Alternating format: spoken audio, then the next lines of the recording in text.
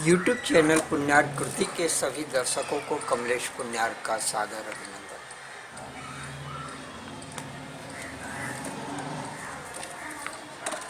बंधुओं, मग संदेश श्रृंखला क्रम में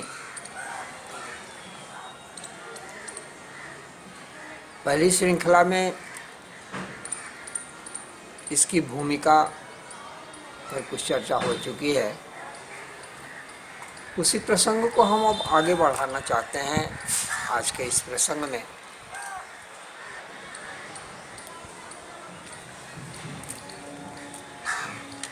हम कौन थे, क्या हो गए और क्या होंगे अभी, आओ बिचारे बैठकर हम समस्याएं सभी।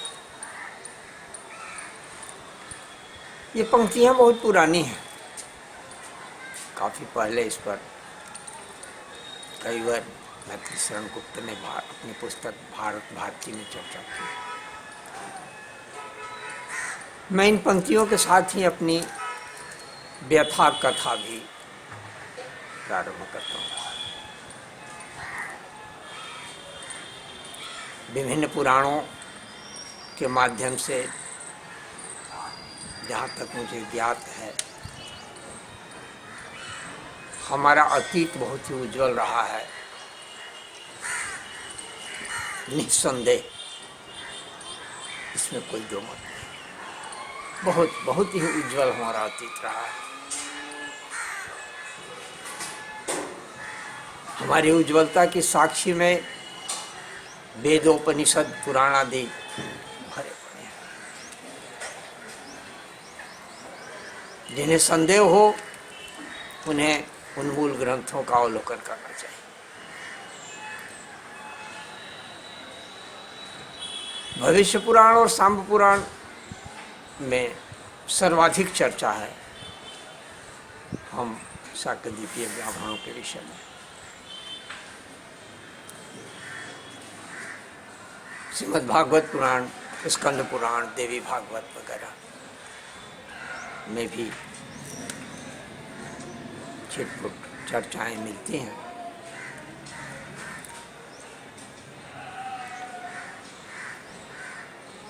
कुछ लोग ऐसा ये प्रश्न उठाते हैं कि ठीक है, माना कि आप शाकद्वीप से यहाँ लाए गए, बुलाए गए,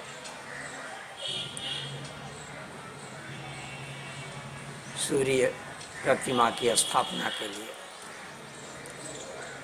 किंतु उनका संशय यह है, मेरा संशय नहीं, जो इन बातों का खंडन करते हैं उनका संशय है कि क्या यह जम्बू द्वीप ब्राह्मण विहीन था? क्रियावान ब्राह्मण यहाँ बिल्कुल नहीं थे, ऐसे लोग नहीं थे जो सूर्य प्रतिमा की स्थापना करा सकते हैं, सूर्य मंदिर की स्थापना करा सकते हैं, कि शाम को वहाँ जाकर के इतने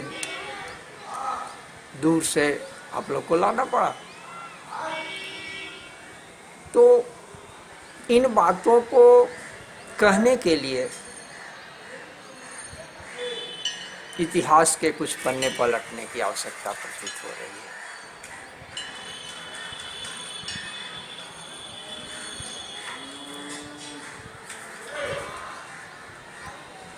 श्रीमद् भागवत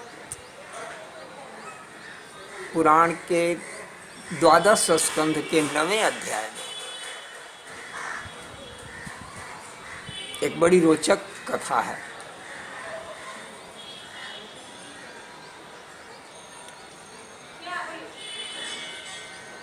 महर्षि गौतम कहते हैं बहुत क्रोधित होकर के, कृष्णावतार पर्यंतम कुंभिपाके वसिष्यथ। कृष्णावतार पर्यंतम कुंभिपाके वसिष्यथ।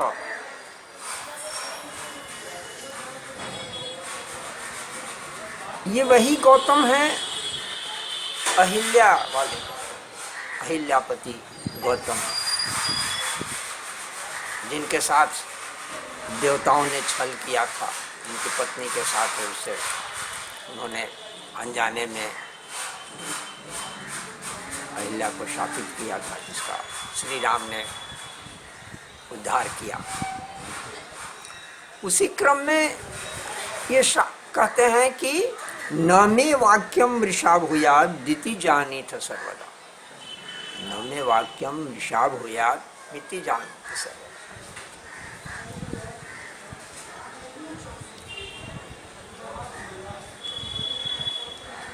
ये आखिर क्यों, ऐसा क्यों हुआ, क्यों महर्षि गौतम को इस तरह से कहना पड़ा? क्रोध भट्टारक दुर्वासा की तरह गौतम की प्रसिद्धि तो क्रोध के लिए नहीं है, श्राप के लिए नहीं है। ये तो न्याय शास्त्र के प्रणेता माना जाता है,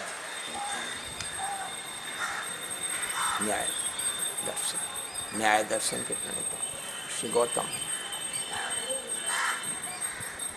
तो इसे जानने के लिए देवी भागवत 12 स्कंद 9 अध्याय के उस कथा प्रसंग की हम चर्चा करना चाहते हैं, ताकि आपको भी जानकारी मिले इसके संबंध में। कथाएं जाननी होती है, इतिहास पढ़ना होता है, मनन करना पड़ता है, चिंतन करना पड़ता है।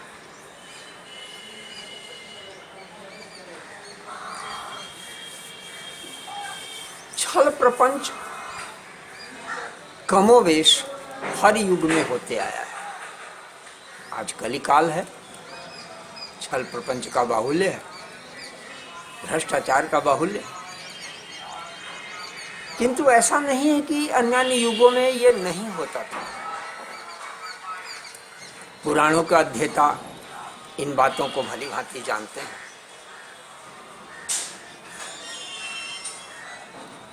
ऐसे ही एक छल, ऐसे ही एक षड्यंत्र के शिकार हुए महर्षि गौतम। और सच पूछिए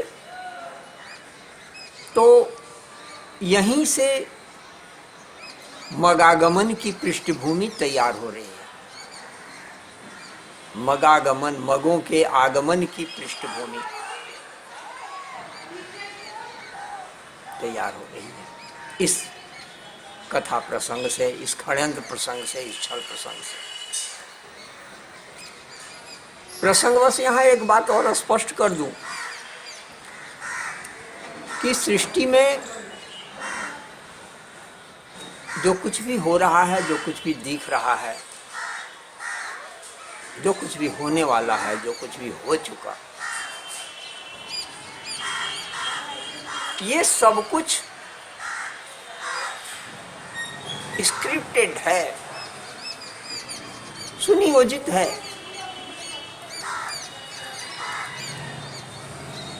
ये होना है, ये होना है, ये होना है, ऐसा होगा, ऐसा होगा, ऐसा होगा।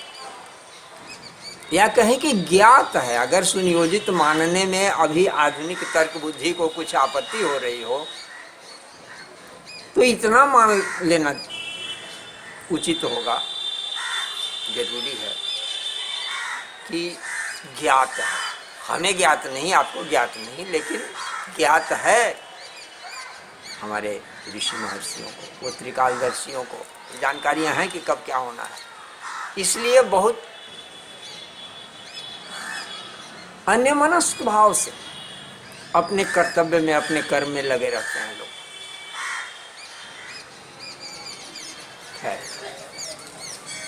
महर्षि गौतम के इस कथा प्रसंग को हम आगे बढ़ाते हैं कि क्या घटना हुई, क्यों, कैसे हमारी पृष्ठभूमि बनी शाकद्वीप से जमदूत में आने की, शाकद्वीपी ब्राह्मण। बात यह है कि ये आदि कवि सतयुग काल की कथा है।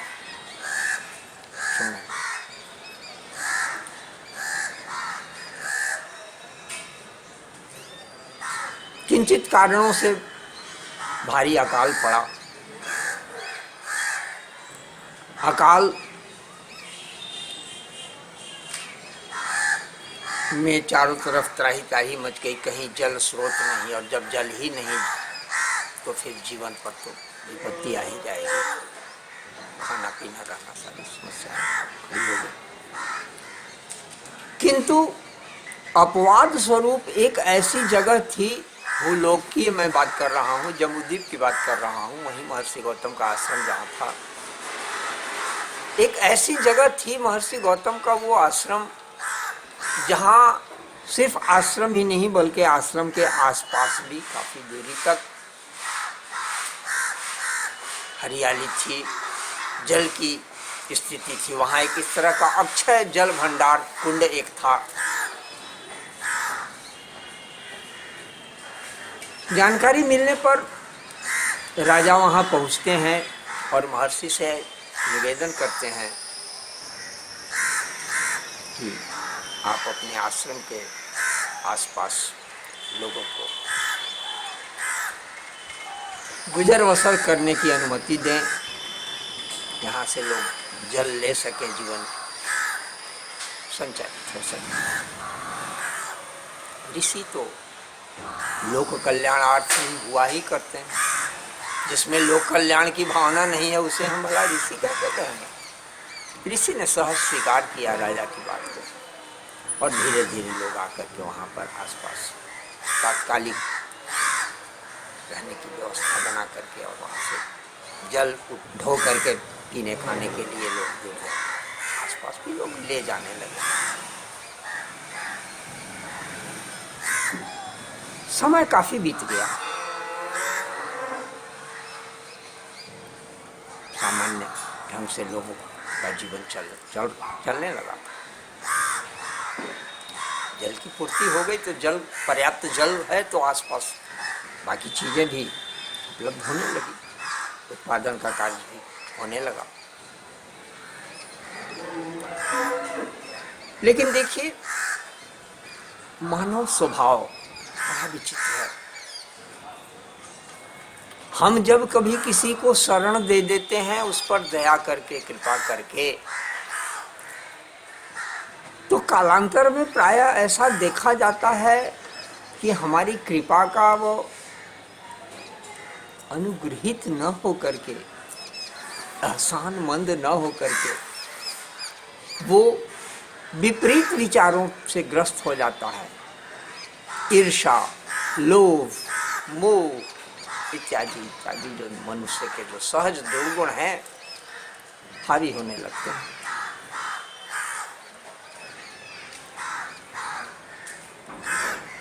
बुद्धि के मामले में तो ब्राह्मण सदा से सर्वश्रेष्ठ कहा जाता है।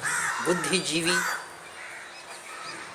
ब्राह्मण, बुद्धिजीवी होना ब्राह्मण का परम कर्तव्य है, परम धर्म है। बुद्धिहीन है तो फिर बड़ा उसके ब्राह्मणत्व में तो भारी कमी कही जाएगी। लेकिन इस बुद्धि का हम उपयोग किन अर्थों में करते हैं ये मायने रखता है, ये महत्वपूर्ण होता है। अगर बुद्धि लोक कल्याण में हम उपयोग हो अच्छी बात है, जन कल्याण में उपयोग हो अच्छी बात है, सत्वगुणी कार्यों में उपयोग हो बुद्धि का तो अच्छी बात है। लेकिन अगर यही बुद्धि रजोगुणी और उससे भी नीचे तमोगुणी वृत्तियों में प्रवृत्त हो जाए तो उसकी क्या गति होगी। तो तत्कालीन जो ब्राह्मण समूह था, प्रसंग बस यहाँ एक बात मैं और स्पष्ट कर दूं कि भूलोक में ब्राह्मणों के 10 प्रकार माने जाते थे प्राचीन। अब उन्हीं 10 प्रकारों में आज अनेक प्रकार भी बन गए हैं। पंच द्रविड़ और पंच गौड़ ये 10 ब्राह्मणों की कोटियां थी यहाँ पर उस काल में भी।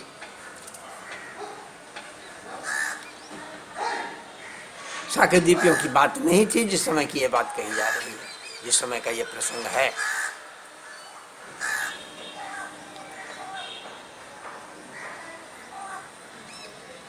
ब्राह्मणों ने उस समय के वो बुद्धिजीवियों ने एक षड्यंत्र रचा, एक कुटिल योजना बनाई। योजना ये बनी कि किसी भी तरह से इस आश्रम पर आधिपत्य जमाया जाए, या कहें कि इस आश्रम से इस ऋषि को विस्थापित किया जाए। योजना बन गई, योजना का समर्थन भी मिला जनसमूह का, ऋषि जनसमूह का, उन्हीं व्यक्तियों का जिनका गुजारा लंबे समय तक महर्षि गौतम के आश्रम के उस जल कुंड से हुआ था, जिसको छोटी भाषा में कहें कि जिस खाली थाली में हम खाएं उसी में छेद करें, जिसकी छत्र छाया में हम सुखमय जीवन व्यतीत कर रहे हैं, उसी के अहित की बात, उसी के अधिकार च्युत करने की बात हम सोचने लगे। ये तो बड़ी विडंबना है। खैर, योजना बनी षड्यंत्रकारियों की। माया की एक गौ रची गई।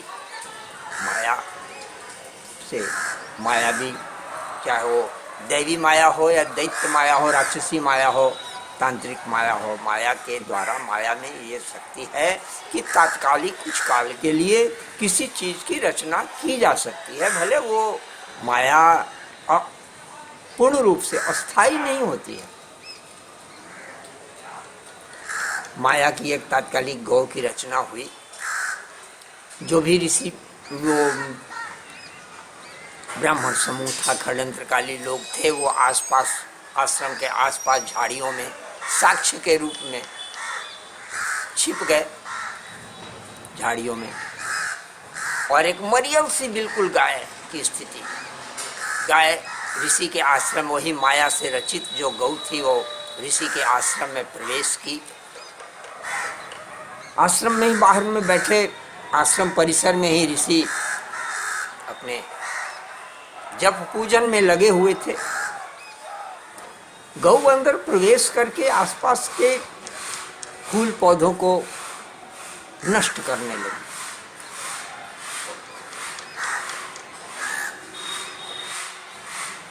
ऋषि चूंकि पूजन में लगे हुए थे, जब पूजन में लगे हुए थे तो उठ नहीं सकते हैं, बोल नहीं सकते हैं, लेकिन उन्होंने जोर से थोड़ा सा खा कर,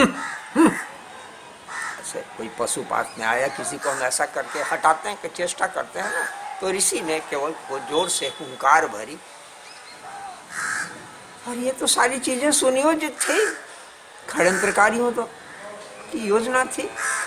ऋषि का हुंकार भरना की वो गौ गिर पड़ी, मरियल थी ही, गिर पड़ी और उसके प्राण पखेरु उड़ गए। इर्द गिर्द जो आसपास जो झाड़ियों में छिपे हुए जो लोग थे, वो एक एक करके धीरे धीरे आश्रम में घुसे और बिल्कुल धिक्कार पूर्वक, प्रताड़ना पूर्वक, कैसे ऋषि हैं आप, गौ को मार दिए।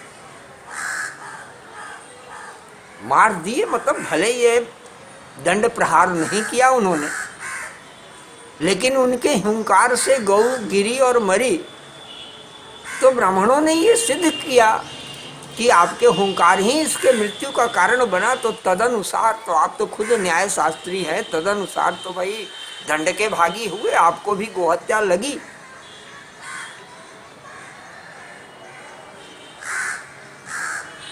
ऋषि को भी लगा कि हाँ बिल्कुल, कहीं न कहीं तो हम निमित्त तो बने ना, हमारे हुंकार से गौ मरी। गौ बीमार थी कि क्या थी, इससे हमारे हुंकार ही वजह बना, उसके मृत्यु का कारण बना। तो हत्या का दोष तो जो ब्राह्मणों द्वारा कहा जा रहा है, बात तो सही, और हम स्वयं ही अगर इसका हम पालन न करें, अपने पक्ष में हम तर्क देने लगे, ये तो फिर उचित नहीं है, होना भी नहीं चाहिए। और आज वाली तो बात थी नहीं कि जो कानून बनाने वाले हैं, नियम बनाने वाले हैं, व्यवस्था बनाने वाले हैं, वही सबसे पहले सबसे ज्यादा व्यवस्था भंग करने वाले होते हैं। अपने अधिकार का, अपने पद का दुरुपयोग करते हैं लोग। लेकिन आज वाली बात तो थी नहीं, आज वाला जमाना तो था नहीं।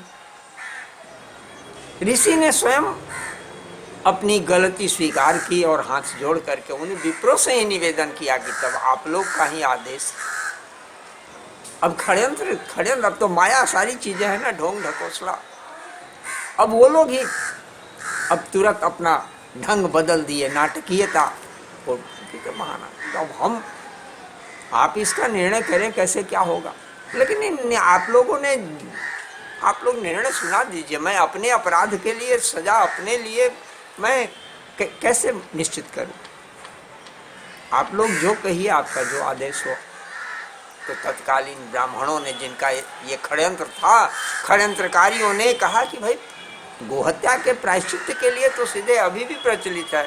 लोग कहते हैं कि गया गंगा करो। गया गंगा का क्या मतलब? काशी जाइए, गंगा में स्नान कीजिए, विश्वनाथ का दर्शन कीजिए और फिर वहां से वापस आकर के गया आइए। गया आकर के विष्णु का दर्शन कीजिए।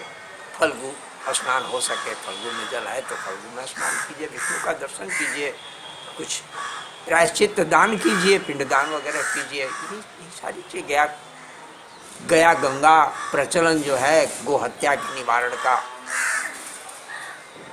इसके बाद फिर घर वापस जा करके भंडारा विधिवत कीजिए।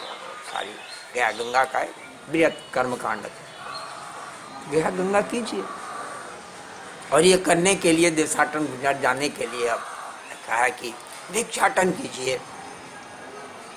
इस तरह से एक लंबी प्रक्रिया है। अपना अपराध स्वीकार करते हुए तत्क्षण ही ऋषि ने उस आश्रम का परित्याग कर दिया। बहुत दुखी मन से वे आश्रम से बाहर निकले। थोड़ी दूर जब बाहर निकले तो धीरे धीरे देखिए होता ये है, दिव्य शक्तियां भी जो होती हैं, त्रिकालज्ञों की भी जो शक्तियां होती हैं, वो ठीक आप आज के उदाहरण से ऐसा माने कि आपके पास दूरदर्शन है, टीवी सेट आपके पास रखा हुआ है, आपके हाथों में मोबाइल फोन है, लेकिन उससे जब आप ऑपरेट करेंगे तभी तो वो कारगर होगा ना। टीवी को ऑन करेंगे तो दूर के दृश्य को आप देख सकेंगे, दूर के संवाद को आप देख सकेंगे, सुन सकेंगे। मोबाइल को ऑपरेट करेंगे तो आप संवाद कर सकेंगे। ऐसे सामान्य स्थिति में वो सही सलामत जो कि त्यों स्थिति में वो यंत्रवत है, वो पड़ा हुआ है। उसी तरह से ये दिव्य शक्तियां जो होती हैं, दिव्य दृष्टियां जो होती हैं, ज्ञान जो होता है, वो हमारे मस्तिष्क में सामान्य अवस्था में, सुप्त अवस्था में रहता है।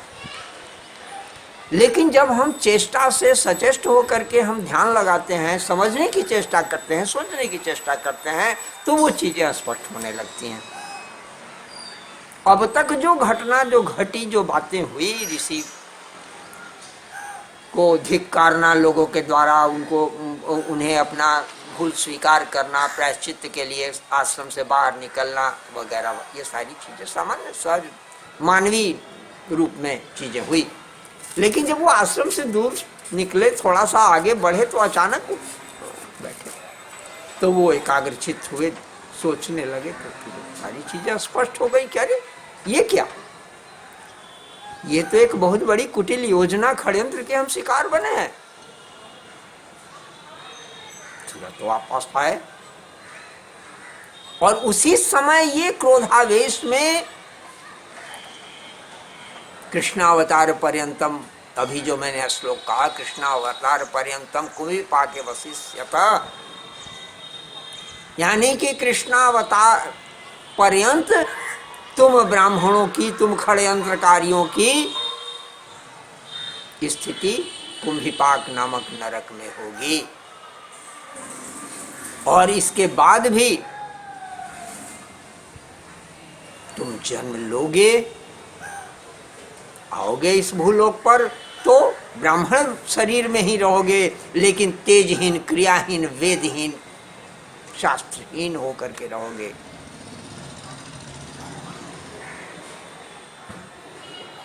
वही उसी गौतम का ये श्राप था, जिसका परिणाम था कि उस समय तक सभी ब्राह्मण बिल्कुल तेजहीन हो गए थे। संस्कार विहीन हो चुके थे ब्राह्मण। थोड़ा बहुत है, अभी भी है, आज इस घोर अभी कलिकाल में भी है, संस्कार जहाँ तहाँ बचा हुआ है, लेकिन मुख्य जो ब्राह्मण के पास जो ब्राह्मणत्व, जो उनकी मुख्य शक्ति जो है ब्राह्मणत्व, और ब्राह्मणत्व रहने के लिए जो जो चीजें चाहिए उसके अंदर, वे सारी चीजें नष्ट हो चुकी महर्षि गौतम के उस श्राप से ही। यानी कि वो बिल्कुल सामान्य हो गए। उतने समय तो कृष्णावतार तक तो उनको कुंभिपाक की जो उस योजना में शरीक हुए, उस षड्यंत्र में जो शरीक हुए, कुंभिपाकगामी होने का उनको श्राप दिया गौतम। ये प्रसंग मैंने सतयुग कभी का है ये। और उसके बाद जन्म भी लेंगे तो स्थिति ये होगी। तो ये कथा ये सिद्ध करती है कि ब्राह्मण जो भी थे, ब्राह्मण नहीं थे ऐसी बात नहीं है, लेकिन उनमें विशेष शक्ति का अभाव हो गया था। यही कारण था कि जब शाम्ब ने आहूत किया, यही कारण बना, यही पृष्ठभूमि उस कथा प्रसंग से पृष्ठभूमि बनी, स्थिति ऐसी बनी कि लाचार हो करके शाम्ब को जम्बूद्वीप छोड़ करके इतने दूर जा करके शाकद्वीप से सूर्यांशियों को ले आना पड़ा। तो ये हमारे आगमन की, शाकद्वीपीय ब्राह्मणों के आगमन की पृष्ठभूमि काफी पहले रच दी गई थी।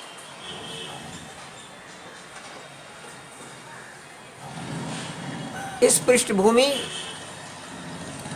के अतिरिक्त कुछ और भी बातें हम आगे करेंगे। अभी इस छोटी सी कथा के साथ ही आज का ये प्रसंग हम नहीं समाप्त करना चाहेंगे। कुछ और भी हैं, नारद शाम्ब संवाद, नारद कृष्ण का शाप वगैरह, आगे बातें करने कैसे कैसे स्थितियां बनी, क्या क्या पृष्ठभूमि तैयार हुआ। लेकिन एक चीज ध्यान लें कि किसी भी कार्य के लिए जो भी होता है तो अंततः अंतिम परिणाम लोकहित में बहुत सारी चीजें तय रहती हैं, निश्चित रहती हैं, तदनुसार ही आगे कार्य संपादित होते हैं। भले ही तत्काल में अज्ञानवश लोगों को ऐसा लगता है, हमें ऐसा लगता है कि ये काम तो हुआ, ये तो बड़ा गलत हुआ, ये ऐसा होना चाहिए था, ये होना चाहिए था, ऐसा हुआ। ये एक सही और गलत का जो निर्णय आम व्यक्ति कर लेता है, ये नहीं, सृष्टि सुनियोजित ढंग से है। और सब के पीछे कार्य कारण संयोग जिसको कहते हैं, कार्य और कारण, कोई कार्य है तो उसका कारण होगा, कोई कारण है तो कार्य होगा। तो अभी महर्षि गौतम के इस पृष्ठभूमि परक इस कथा प्रसंग के साथ ही अभी का ये प्रसंग यही समाप्त करने चाहता हूँ। आपका स्नेह मिलता रहा तो मैंने योजना बनाई ही है कि मग संदेश श्रृंखला को काफी आगे बढ़ावें। इस बीच में हम अपने उज्जवल इतिहास की भी चर्चा करेंगे, विकट वर्तमान की भी बातें करेंगे और अंधकारमय भविष्य की भी कुछ चिंताएं करेंगे, कुछ योजनाएं बनाएंगे कि हमें क्या करना चाहिए। तो बस इसी के साथ अभी कमलेश पुण्यार्थ को अनुमति दें। अगले एपिसोड में मग संदेश की अगली श्रृंखला के साथ आपसे पुनः मुलाकात होगी। आप जहाँ भी रहें स्वस्थ रहें, शानंद रहें। हरिओम तत्सत, हरिओम तत्सत, हरिओम। ओम भास्कराय नमः। हरिओम, हरिओम, हरिओम।